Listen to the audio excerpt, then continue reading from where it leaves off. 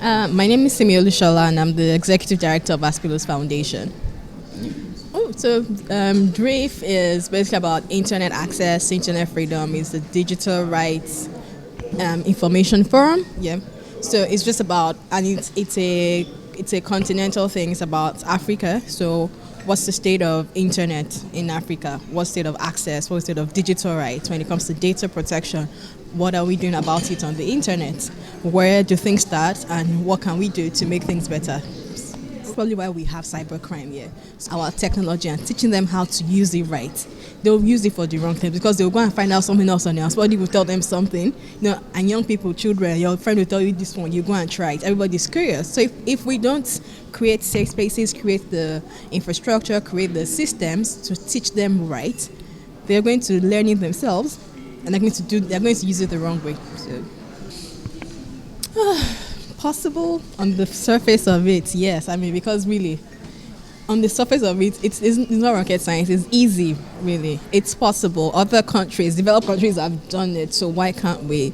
It's possible, but it's a long journey, and we're going to need our government to be very committed to it. We need a government that is committed. That's it, to this thing. Like I said, there's the broadband plan that aims to cover 90% of the Nigerian population by 2025. That doesn't seem feasible at this point, yeah. But it's actually possible. Yeah, so if the government commits to it, they put all the funds, they put all the, and it's even less of funds, and to some extent, yeah. There's just a body language of the government. There are things aside from, so you can give waivers, you can put policies in place. But our post offices, yeah, can we convert some things up? There are post offices everywhere across the country, so they don't need to start building huge facilities or things all over again. Make use of the existing infrastructure that we already have. So it's possible, but we just need to have a government that is committed to that. Do their job. Yeah. That's the simple thing. Do the job we gave you to do. That's all. Do the job. The laws, the policies, everything is in place. The gosh, why can't I pronounce it? The broadband plan, for example, lays out the plan. The plan it wasn't just the government that did it. It was the civil society, private sector. Smart people came together, smart experts came together to create this plan. So it's a great plan as it is. So they'll just follow that plan at the very least. Things will work. Yeah, education. Fix our education, but that's already we studied that. Students don't even have, some schools don't have chairs and tables. Are we going to start I'm talking about computers where they don't even have that? So let's just fix those basic things, and it's doable, really. So yeah.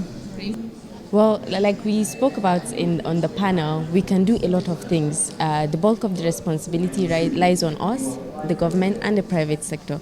So we can develop content that is very relatable to young children. We can develop manuals that teach them about technology, how they can use technology, what kind of information they can access, how they can use this information that they access, and what they can do with this information. We are in the age of data and information. Information is power.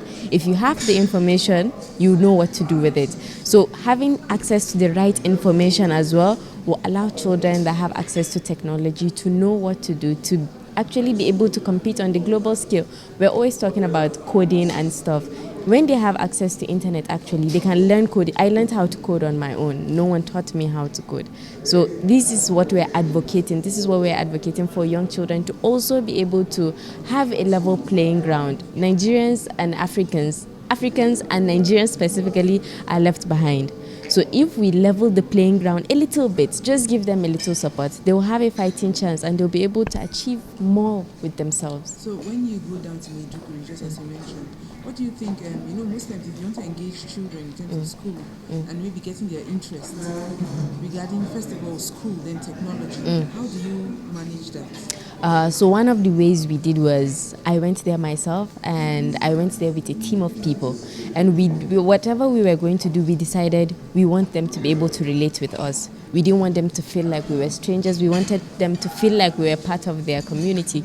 We sat with them, we ate with them, we spoke with them. We spoke to the children like they were adults, actually. We had conversations with them.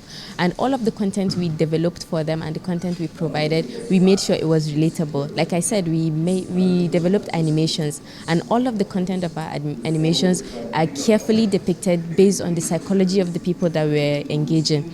all of the animations were black people. We wanted them to be dark-skinned people that looked like them. We wanted scarfed people, hijabbed people, non-hijab people, people that looked like the people that they see every day. So they know when we talk about technology, you are included. It is for people that look like you, and it's okay for you to feel like you belong because you do.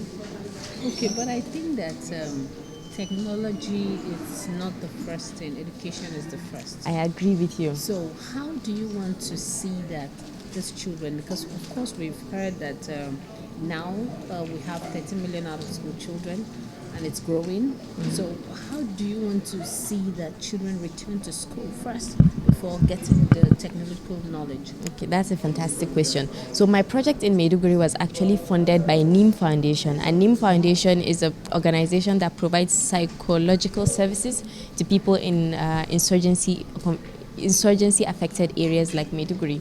So one of the things they did was they built a school, and the school provided education, basic literacy. We're not even talking about technology now, basic literacy to children that were out of school. These are children that have never been to school in their lives. Their parents have probably been killed by Boko Haram. Some of their parents are actually Boko Haram fighters that were rehabilitated. Some of them were saved from the clutches of Boko Haram. So they provide basic literacy skills for them. And the project it was a short-term project. It's supposed to last 3 years. When I went there, they were already 1.5 years into the program, and all of the children could speak English. These were children that started off they couldn't speak any English. They didn't even speak Hausa. They spoke their Kanuri dialect, their Maiduguri dialect. But after a while, because of the orientation of the school and the kind of services that they provide to the children, they were able to learn so much. When none of them spoke to me in Hausa or any other language, they were eager to show off their English skills. They were eager to show me their books. It was really just a fascinating experience. Okay, so TechHigh is an organization basically that seeks to empower women and girls. So we are a tech organization. So when I talk about empowerment, I'm talking about empowerment in the tech aspect of things. And so the Digital Rights and Inclusion Forum is a paradigm initiative platform. And so basically it's brought together different people from different walks of life, civil society organizations and media and etc., just to talk about issues in Nigeria that has to do with digital rights, digital literacy and all that. So we came in as a result of one program we had in 2019, and that's the School Tour program. So even if it's not a one-off event, it's a program that brought together or engaged students in secondary schools in LEA secondary schools in FCT. And so basically we focused on students in peri-urban areas, that's the rural areas. And so so we're here today because we had that program, and we just came to present our findings and just to look for how we can move forward. Okay, so I'm still going to take a cue from our School Tour project. One thing that stood out for us was the fact that these communities, we didn't visit one schools, we had 10 schools in mind, but then because of COVID, we couldn't continue in 2020, but then we were able to visit 6 schools, and then one thing that was recurring was the fact that these schools did not have access to power supply. So, and then it informed then our decision to just devise a new way to teach just children technology, because that was the idea. We just wanted to teach them on basic tech skills and how to be safe online, but then so we introduced these playing cards. People will call it what, but then it's playing for us. It's playing cards. We introduced the playing cards, and so we had information at the back of the cards. So even as the students play, they also learn. And so another finding was the almost lack of access, because we did a survey and then we found that out of the 400 students, over 400 students that were engaged, less than 10% of them had access to technology, and that's a really, really disturbing thing. So.